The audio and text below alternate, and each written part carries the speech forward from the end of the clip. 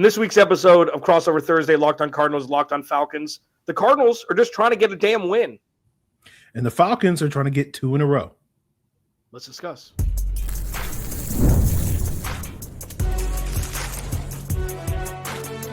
You are Locked on NFL Crossover, part of the Locked on Podcast Network.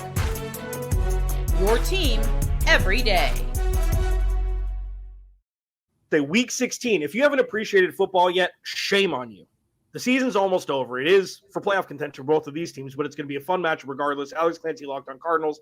Aaron Freeman, Locked on Falcons. Thank you for making Crossover Thursday your first listen, now a part of the #1 sports podcast platform in Locked on. Today's episode of Crossover Thursday is brought to you by PrizePicks. Download the PrizePicks app today. Use code LOCKEDONNFL to get $50 in lineups after you play your first $5 lineup. As always on Crossover Thursday, keys to victory, final segment, most important matchups in the second segment, and irrespective of playoff contention or not, this is a popcorn matchup with really talented guys on both sides of the field.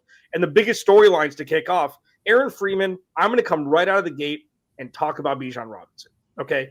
Under the guise of, let me pull my stats up because I did research for this show, the Arizona Cardinals, since their bye week in Week 8, starting in Week 9, giving up 148 rushing yards on average per game. And none of those teams were top 5 rushing teams at all this season. The Rams were the highest at 8th. They gave up almost 150 yards rushing last week against one of the worst rush offenses in football in the Houston Texans. So when I see Bijan Robinson on the other side wearing 7 with that big smile, I'm terrified.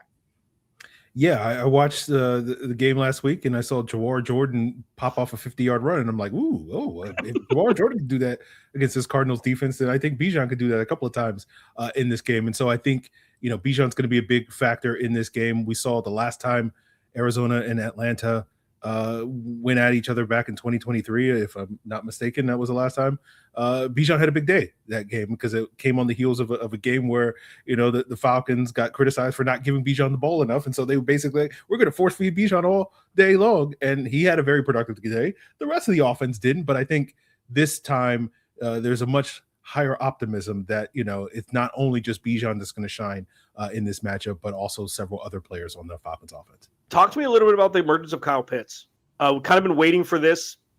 I'm sure you were giddy going Bijan and Drake and Kyle Pitts in 3 successive years. It's like, oh, man, you've got the crux now. Talk to me about what's changed. Is it just Kirk Cousins, or is Kyle Pitts really emerging into a guy that people thought he was going to be? He's been a lot more consistent. That's been the main issue with Kyle Pitts throughout his NFL career, just inconsistency. There have been issues with inconsistency this season, but he got off to a good start. He's grown into his role as sort of that check down option, that security blanket underneath for the Falcons early on in the season. And with Drake London out the last month of the season, he's been much bigger part of a downfield threat for the Falcons. The Falcons are doing a lot more to sort of lean into him and design some of the things that he's capable of doing. And if you watch that Thursday night game last week against Tampa Bay, you got to see that 3 touchdowns in the game the first time, or the second time he's had multi-touchdowns, but the first time he's had 3 touchdowns in the game, all career highs in terms of targets, yards, and catches in that game. And so you're seeing a lot more consistent version of Kyle Pitts. The one question is his production when Drake London is in the lineup is a lot lower. And so that's going to be a question going into this week. I don't expect Drake London to play this week, but he did have limited participation in Wednesday practice for the first time in the month. So he is on the mend. I don't expect him to be back this week. I think they'll probably save him for the Monday night game against the Rams, but certainly Kyle Pitts has been trending up all season long. And that's why you're so good at what you do, because your transition is exactly what I was hoping for. The Cardinals with Michael Wilson produces a lot more with Marvin Harrison Jr. off the field, and he's been the #1 wide receiver over the last handful of weeks, especially when Marv is out, coupled with Trey McBride, who's obviously tight end 1, wide receiver 1, pass catcher 1 for the Cardinals. It's a fascinating thing to take away what's supposed to be the best entity on the outside, and Drake London was. He was special when he was healthy this year. And then you see that second option really emerge, and it's like, wow, why can't all of this exist at the same time? And I think that's one of the biggest issues. The Cardinals are facing the Falcons. Obviously, both of these teams are playing with their backup quarterbacks, both established guys in varying degrees over the course of their career. For me, like a biggest storyline, and it's difficult because it's something you flirt with and then it becomes super toxic if you hold too much onto it, is injuries. Okay, the Cardinals are the most injured team in football. They have the toughest strength of schedule from weeks 1 all the way through, and it makes it difficult for me to not, approach the conversation because it's part of the plot now.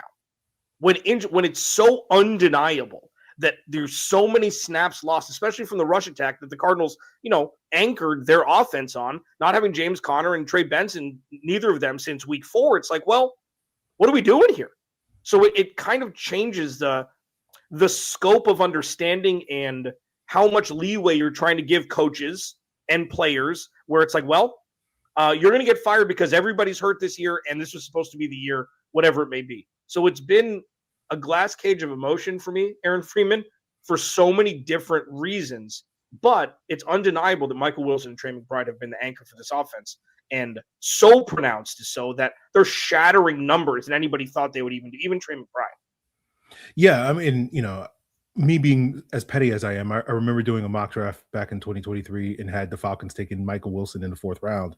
And I just remember Falcon fans being like, that's a terrible pick. And I'm now sitting here looking at him producing over the last month and being like, it didn't look so terrible. But that's just me being petty. But you talk about injuries, and I think that's going to be a big part of the Falcons situation, where it's the will they, won't they, of whether or not they're going to dismiss their coaching staff at the end of the season. And certainly there is a case to be made that without the injuries to players like Michael Penix and Caleb McGarry, among others, obviously the Falcons haven't been as beat up as the Cardinals have been this season, but certainly they have dealt with their fair share of adversity when it comes to the injury bug.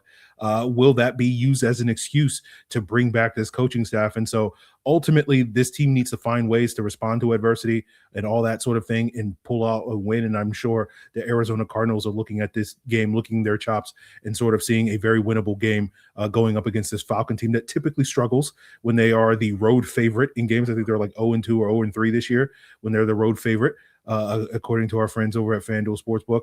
But, this is one of those games where I think it's kind of a toss-up game, two very similar teams. The Falcons, at least based off of last week, are trending in the right direction. Obviously, the Cardinals are still trying to find a way to have their get-right game after, 6 games in a row losses. But, teams have typically had their get-right games against the Atlanta Falcons, and so hopefully the Falcons can avoid that again this year. So this is something that, yes, and with everything you said is true. We'll get into the actual matchups with names on, jersey plates on the back of jerseys in the next segment. But this was part of the plot, and it's not as much anymore. The Atlanta Falcons, for those who don't remember, traded back into the first round of Los Angeles Rams and drafted defensive James Pierce Jr. So tell me about, first off, this was supposed to be – so Tampa Bay, the win for Atlanta last week really helped the Arizona Cardinals, because if Atlanta lost and the Cardinals beat Atlanta, the Rams would then leapfrog the Cardinals in draft order in the 2026 draft. Thankfully, the Falcons, for Cardinals fans, beat Tampa Bay, so that gave them an extra win, filler between the two. Was that trade back into the first round worth it at this point so far in his young career? Well, the thing is, it's a two conversations, Alex, because James Pierce is doing everything in his power to make it worth the pick, right? He's leading rookies in sacks. He's potentially going to get double-digit sacks this season, which is far exceeding the expectations that a lot of us, including myself, had going into the season. We were like, oh, he'll get like 4 to 6 sacks and something like that. And he's, practically doubled that production at this point in time. The issue with the trade is that the Falcons basically came to the conclusion that this is the last piece to the puzzle, right? Mm-hmm. They're completing a 1,000-piece puzzle, and they're just slotting in this, these 2 young pass rushers and Jalen Walker and James Pierce as that final piece. And we're like, we finally fixed it. This team is ready to go. And they're having the worst season that they've had in quite some time. They look even further away than they did a year ago or 2 years ago from being in the playoff picture. And it's really, that's where the concerns with this trade is. It speaks to the hubris, the delusion, as we've termed it on Locked On Falcons, that this team is much further along. And so losing that first round pick, even though James Pierce is doing everything in his power to say, I am worth 2 first round picks, losing that first round pick is really going to be hard for the Falcons to overcome as they try to find ways to get better as a football team in the near future. It's so important with the draft. I mean, it's very inverted what the Falcons have done. You're taking a tight end in the top 6. Bijan was obviously a no-brainer. Michael Penix obviously surprised everybody a couple years ago with that pick. Like, it's fascinating because if you look in Madden, I do say this with Kyler Murray all the time. Cardinals are great in Madden. Like, you play them in a video game, super fun, super punchy, super everything. and then you get between the lines in a real football game, and it's not exactly, transferable. So it's fascinating. I was just curious because, that was part of the plot up until they beat Tampa Bay last week. Biggest, matchups, most important ones, a lot of young guys for the Cardinals playing a lot of meaningful snaps. They're going to go against some pretty established talent. I'm excited to talk about that. Aaron Freeman, Locked on Falcons. Alex Clancy, Locked on Cardinals, crossover Thursday. We'll be right back. This episode of Crossover Thursday is brought to you by PrizePicks. The holiday season is one of the best times for sports. Bowl games, big basketball matchups, playoff pushes, it's all happening at once. And while we're making all choices every day, one of the most fun places to make the right call is PrizePicks. And it's the easiest way to get in on daily fantasy. All you got to do, pick more or less on 2-player projections, lock in your lineup, and you're in the game. It's simple, fast, and available in 45 states, California, Texas, Florida, Georgia, just to name a few. There's a couple awesome new features that they've got. The early payout feature is a great one. So say you've got a 5 or 6 player entry and you nail the first 3 and, you got the afternoon games or something. Some have early payouts where you can get a little profit, cash out early, and not need to wait to see if the rest matriculates the way you want it to. And also, stacks feature is my favorite one. So say, with Bijan Robinson specifically, if you want to stack rushing yards, receptions, and anytime touchdown, you can do that all in one entry now. You weren't able to do that with PrizePicks in years past. Download the PrizePicks app today. Use code LOCKEDONNFL to get $50 in lineups after you play your first $5 lineup. That's code LOCKEDONNFL to get $50 in lineups after you play your first $5 lineup. PrizePicks. It's good to be right. Aaron Freeman, Locked on Falcons. Alex Clancy, Locked on Cardinals. This is going to be fun. A lot of points are going to be scored. I think a lot of, this is of course, I was eliminated due to Kyle Pitts last week in my fantasy football league. I've got Bijan Robinson, who's apparently going to run roughshod over the Arizona Cardinals. It's one of those where it's like, of course, after elimination, your team absolutely goes off. I'm looking at that this week. So most important matchups, I'm going to go first. It's been, for the entire season, the Arizona Cardinals offensive line versus the vaunted fronts that they've gone up against. Now, they've only given up 7 sacks in the last 3 weeks combined, which is a huge improvement over 5 a week, which is pretty much what it's been. Paris Johnson Jr. is out for this game. Number 1 Pro Bowl vote leader at the left tackle position is out. You're going to see a lot of backups. They played pretty well, but I'll tell you what, I feel like we've got a pumpkin coming, and this could be the game for that, even though the Falcons aren't necessarily known for their defensive front this year, but they've shown flashes of like, oh, that's what this defense can be. We've seen a little bit of both. So for me, that's my number 1 biggest thing every week. Yeah, I think, the Falcons are, I believe, currently second in the NFL in sacks with 48. And so we're trying to get that 50 plus, which is something that the Falcons have not achieved in a very, very long time. I think, it's World War II or something like that was the last time the Falcons had that type of sack production. And yes, I know someone is commenting like, oh, well, the Falcons didn't exist in 1940. It's a joke, guys. Get a sense of humor. But, I think this pass rush, this really going to be the key. You got to get Jacoby Brissett, on his backside, because I've seen Jacoby Brissett carve up a Falcons defense in the past when he played for previous teams before he landed in Arizona. And so if you can do that, that's the best way that you can defend Trey McBride and Michael Wilson and all these guys from going off. And I feel like this is a good game for this Falcons pass rush to get going, carve up a bunch of sacks, and do what they did last week to Baker Mayfield, sacking him 5 times. And they're facing a much weaker, no offense, Cardinals fans, offensive line in Arizona this week than they were a week ago, facing Tampa Bay. And, pivoting to the Bijan Robinson thing that the Cardinals are going to have to deal with on Sunday is like, normally keep the guy in front of you, death by 1,000 cuts, things like that. You want, 2nd and 5 instead of a 75-yard house call, things like, Bijan is so good around the line of scrimmage with the screen passes, the little angle routes. They run the weirdest route scheme for him, especially when Michael Penix was there. It's more traditional, it seems like, with Kirk Cousins. Like, you see Bijan Robinson, even though he had eight receptions last week, like, you saw him lined up wide way more than in the backfield, or he'd motion back to the backfield with Tyler Algier there. Like, it was different with Michael Penix. I don't know how you can stop this guy, especially when you're unable to stop anybody else on the ground of late. And it's not just on the ground. He's more potentially dangerous as a pass catcher because of his 0 to 60 speed. Like, let me ask you this. How do you stop Bijan Robinson and you can't say you can't? Whew. I mean, the main thing is if you can get a lead early, if you're Arizona, you get a lead, you can kind of force the Falcons to kind of abandon the run and get into a pass first. That's really kind of your best strategy. Okay. Teams had success in the middle of the season, slowing down the Falcons' run game. But it wasn't like any specific thing where it was like, oh, well, this is the reason why. It's just typically the Falcons in those games just got off to a slow start and they were playing from behind a little bit too much. And that forced them to not lean on Bijan as much as they want to. I don't like that answer. The Cardinals aren't very good at getting out the first quarter. They gave up the most points in the Houston Texans first quarter history last week. What else for you? What else are you looking at in this matchup? Well, it's the opposite, I think, with Arizona, where you're looking at the Falcons' offensive line, which I think is vulnerable to this Cardinals pass rush, especially on the interior. I think Walter Nolan's coming on strongly. I know he's been in and out of the lineup throughout the season, but I thought had his best game last week against Houston. And then, of course, as Baker Mayfield called him, the Gigantor, Calais Campbell.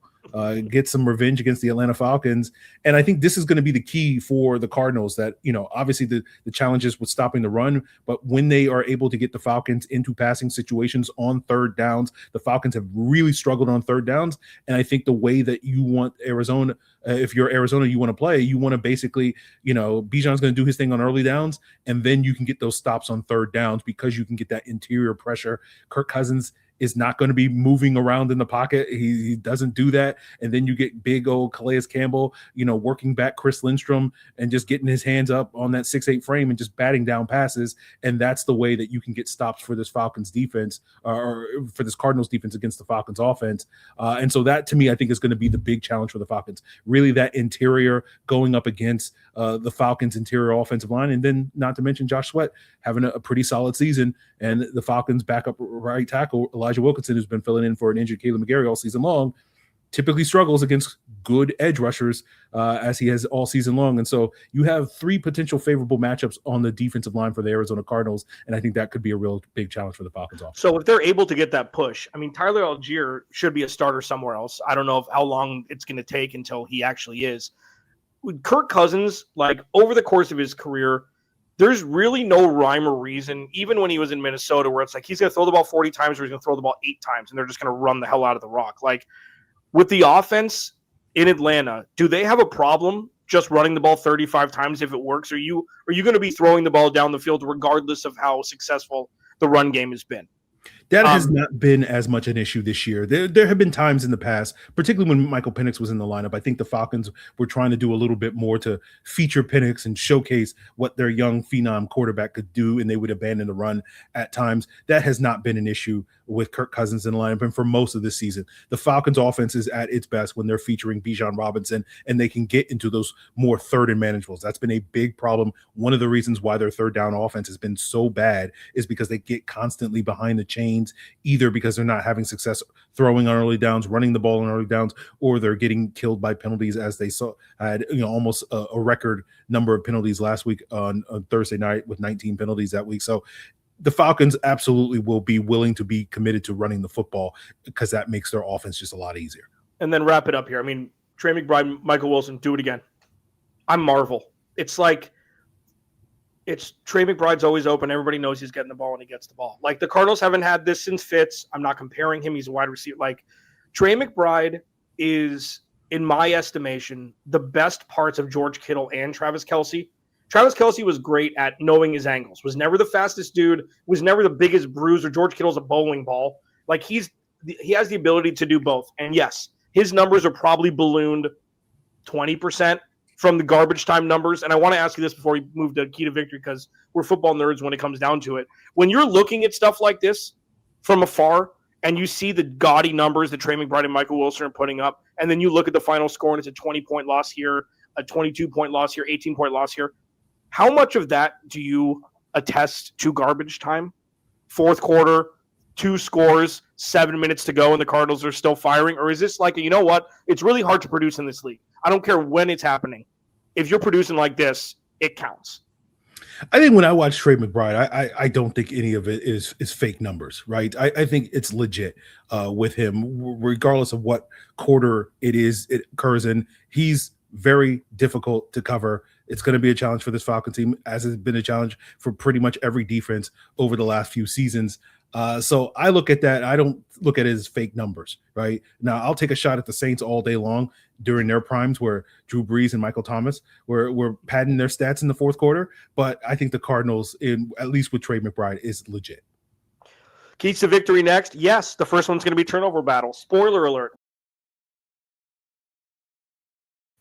Now, when you get hurt on a job, do you know what you're entitled to? Attorney John Foy does. Lost wages, medical bills, rehabilitation therapy. You should be getting all of this and so much more. And the system doesn't make it easy, but John Foy does. Everyday attorney John Foy and Associates are helping people get the money and benefits that they deserve after they've been hurt on a job. When it comes to workers' comp, it pays to know what you're entitled to. The strong arm can get you proper medical attention, pay off your medical bills, and get you on a path to good health. Now, podcasting isn't a particularly dangerous job, but if a microphone was to fall on my head and I was to be injured on a job, I know exactly who I'd call. It's attorney John Foy and Associates, the strong arm, because they've helped thousands of clients get justice and real money in their pockets. Let the strong arm cut through the insurance company nonsense and fight to get you every dollar. Call John Foy and Associates today at 404-400-4000. That's 404-400-4000, or visit johnfoy.com to get started. They don't just settle, they win. Get the strong arm. Call attorney John Foy and Associates today. Aaron Freeman, Locked On Falcons. Alex Clancy, Locked On Cardinals. Week 16 crossover Thursday. Thank you for making crossover Thursday your first listen of the day, and thank you for making Locked On the #1 sports podcast network. You already live your team every day. Now it's time to level up. Go ad free. Join the Everydayer Club today and get Locked On Cardinals and Locked On Falcons with no interruptions, members only Discord access, and more, all for just $5 a month or $50 a year. The link are in our respective descriptions. Check it out, man. We're leveling up. #1, baby. It's a wild thing, right? Yeah. Like, we saw it coming, but it's a wild thing that we're here after all the years that we've been doing this. Yeah, absolutely. I think of those first checks that we were getting that were, they were paying us pennies when you calculated it based off of the hourly rate. It was pennies on the hour that we were making, but we've come a long way as a network.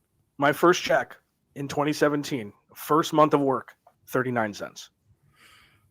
I think my first one was like $11, but that was because I wish I would have saved it. That's the only thing I regret in my radio and media career, is not saving that first check. Because so many people have busted their ass. I mean, we're so lucky here. We're so lucky. Keys to victory. Turnover battle. The only problem with this, Aaron Freeman of Locked On Falcons, is the Cardinals took the ball away from Trevor Lawrence 4 times and still lost weeks ago. So it's not an exact science anymore. The Cardinals have found ways to lose in ways that we didn't think were possible on this planet or probably other planets. But that's why the Cardinals cannot afford to turn the ball over. They need to take the ball away. They cannot give the ball up if they want to have a chance to win on Sunday. Yeah, it's been like 4 games since the Cardinals have gotten a takeaway in a game at this point in time. I think with Jacksonville. So 3. Yeah, 4. Yeah, so Kirk Cousins, he'll give you the ball at times. He's a very chaotic quarterback. So you don't quite know which version of Kirk Cousins you're going to. Are you going to get the consummate game manager, or are you going to get the guy that's going to try to push the ball in tight windows? Kirk has been better this year, certainly as of late. I think throwing 9 interceptions in 4 games last year that cost him his starting job has led to him. I'm going to just check the ball down to Kyle Pitts, and we'll live to play another down. You've seen a lot of that over the weeks, and then in the fourth quarter when they can go down the field and when he needs to make the throws, he was able to do that last week. So turnovers have been a big part of the Falcons. I know Locked On Falcons have heard me cite various stats about basically the Falcons, win like 90% of their games when they win the turnover margin, and then lose 90% of their games when they lose the turnover margin all season long. So I won't necessarily bore them with the same stats over, but yes, turnovers I think will be a huge part of this game. What else on from your end? Special teams. Both of these teams' special teams aren't very good. Not great. And the Falcons typically lose games because of their special teams, and because Arizona's special teams isn't very good. This is maybe one of the rare instances where their special teams may give them that slight advantage in this game, and in a close game, as we talk about turnovers, one big kick return, one messed coverage, one muffed kick and whatnot, that could really turn this game in a major way. It's crazy that when you get to this point of the season and everybody's injured and you've got guys at, secondary, tertiary levels of talent, and then you've got practice squad guys coming up late. And I don't think there's a wider margin of this is a Pro Bowl special teamer and this is a practice squad special teamer. Like, it is so glaringly obvious when the Cardinals were not at full strength. They had a practice squad guy fumbled a kickoff last week after a Rams touchdown, or after a Texans touchdown that resulted in points. It's been a problem. Blake Gillikin, their starting kicker, has been on IR for the large portion of the season. Chad Ryland is slowly starting to turn orange into that pumpkin. Slowly but surely. It's not apparent at first, but it's coming. Yeah, I mean, that's a big one for the Cardinals. They've given up big kickoff returns, big punt returns, and it's already easy to return the ball to the 35 now. Those extra 15 yards can be backbreaking. And I think really what it's going to come down to is Trey McBride versus Kyle Pitts. Like, if Kyle Pitts outperforms Trey McBride, the Cardinals aren't going to win. Like, you need 11, 12 receptions, 120 yards, and a touchdown or two for the Cardinals to win, because now Bam Knight is on IR. So they've got me starting at running back wearing number 44 like I did in high school, and that's going to be it. They're going to have to throw the ball so much. That's going to be it. It's Trey McBride and Michael Wilson. The Cardinals they don't got a chance. Yeah, I think the Falcons make somebody else beat you other than Trey McBride, right? You're not going to stop him, but if you can contain him, particularly on third downs in the red zone, that's really going to be your key with slowing down Trey McBride and force Michael Wilson to make me look good, at least based off of that mock draft, and catch 10, 12 passes, 150 yards. He's done that so far this season, but like, if that's what the Cardinals need to do to beat you, then so be it. And if Michael Wilson winds up beating you, then so be it. But you go into this game making somebody else other than Trey McBride beat you. I think it's glaringly obvious that both of these teams are way too talented to have the records that they do. It's tough to watch because both of these teams, when healthy, are fun watch. They're popcorn watch. Aaron, if you could, and I haven't asked you this, if you could come up with one word that would summarize the first 15 weeks of the season for the Falcons, what would it be? The one that immediately popped in my head was disappointing. Yeah, and that's fair. Mine was duped. Before the season started, I said, if this is where we are watching this team midway through the season, late in the season, I will 100% feel duped. And here we are, me and my big dumb face. Aaron Freeman, Locked On Falcons. Alex Clancy, Locked On Cardinals. That was Crossover Thursday for Week 16. We'll talk to you on our respective podcast.